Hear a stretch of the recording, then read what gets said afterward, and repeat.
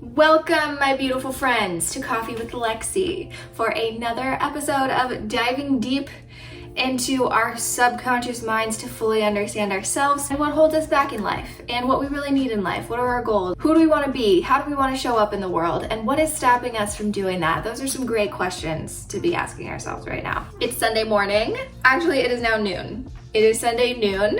Tanner and I had a beautiful day yesterday at the irrigation festival. I don't know if you can tell, but I got quite a bit of sun yesterday, unintentional, but it was great and wonderful. I woke up this morning feeling fabulous, a little hungover, but fabulous, and wanting to have a little chit chat with you guys. So today our question is, are your goals things that you want or things you've been told that you should want? This is one that I've personally done a lot of thinking on already throughout my life. I really have had to face this question. And I think that a lot of people in the world are facing this question right now. Are the things that we want, are our dreams, our desires to get the career and the money and the marriage and the picket fence, all of these things, are these really our dreams, or have they been placed upon us by other people? When I was young, my mom remarried to a man who had quite a lot of money. He was very wealthy. For a short time in my life, I was all of a sudden rich. I grew up with a single mom. We didn't have a lot of money. We lived in a small house. She did the best she could. She was working a lot.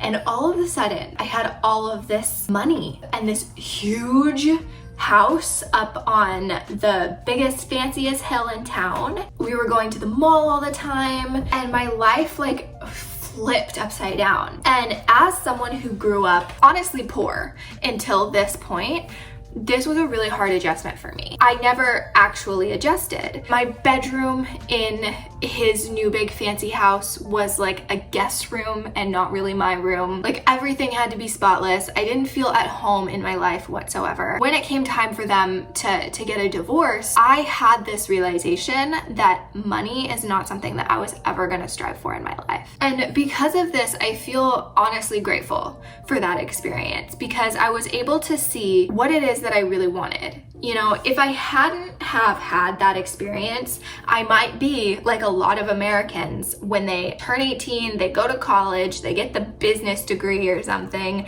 and they work and work and work and work their life away for, I don't know, for what, you know, for like a nice car and a big house and vacations to Mexico. And so at a young age, I was able to be faced with this like reality of what it looks like to be very wealthy. And I didn't like it and I didn't enjoy it. I went on throughout my life knowing that. And so I've made decisions with this understanding that wealth is not something that I will strive for. Being happy is something that I strive for. My ultimate goal, my ultimate desire, the thing that I want in life more than anything is to just wake up every day and just be really happy. That's it. And I already have that. Like, I wake up every day and I feel pretty happy. You know, some days I don't feel great, but my life has like a steady happy to it. And I really think that that's the only goal that I've ever really had, the only desire that I've ever really had for like career, like life. I've always wanted my career to just be something that makes me honestly happy. There are other things that I've had goals for that haven't necessarily been like my own personal desire, but maybe like an insecurity that's been placed on me. Like, for example, I have been into fitness since I was 16, and I got into fitness originally because I had received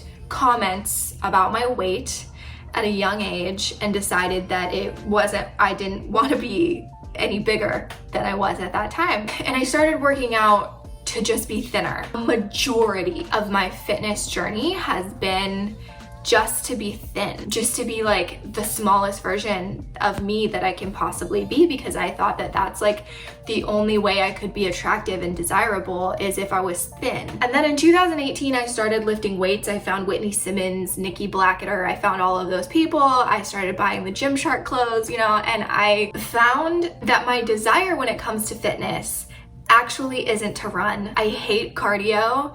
I was lying to myself that I wanted to run.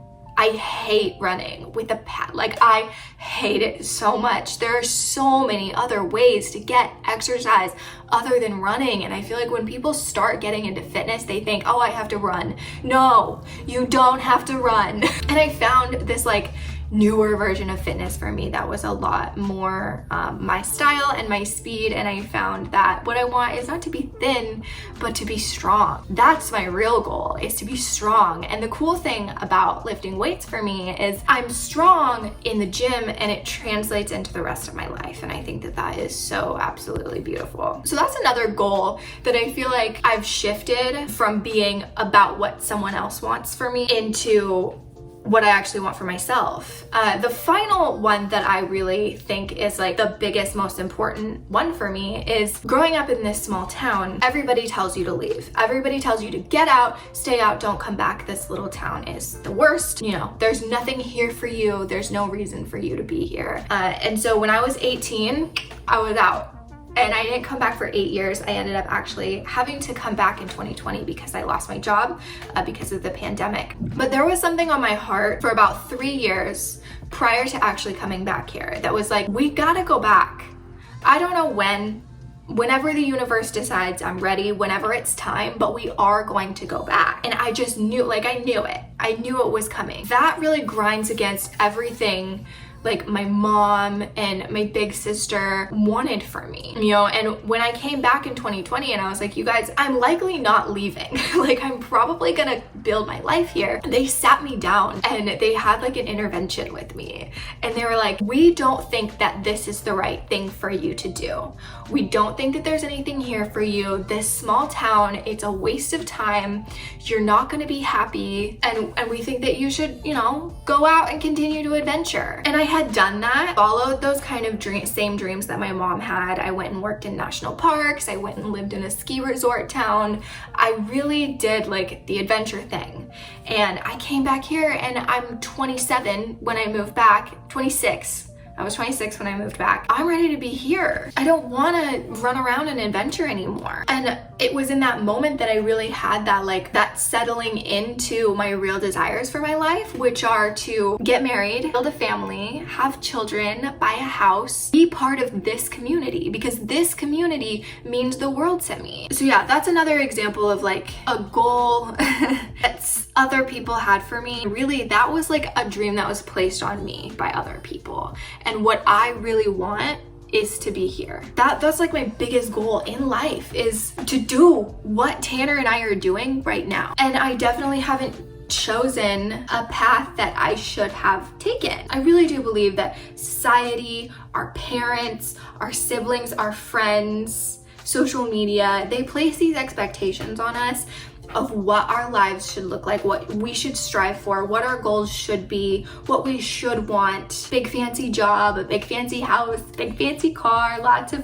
vacations. For me, it's like, what's wrong with having a small life? What's so bad about having just a small, simple, easy life? There's nothing wrong with that. I think that so much beauty and value can be found in having a small life. We don't all have to have these big, large, wild desires. Living life to the fullest really just means doing what actually makes you happy and living your own life and your own dreams to the fullest. And what does that look like for you? Tell me, what are your goals, your dreams, the things that you want? Do you know that you want those things? Or are those things that you've been told that you want? What are the things that you really want, and do you believe that you can have those? I love you guys so much. Thank you for being here, and I will see you in the next episode of Coffee with Alexi.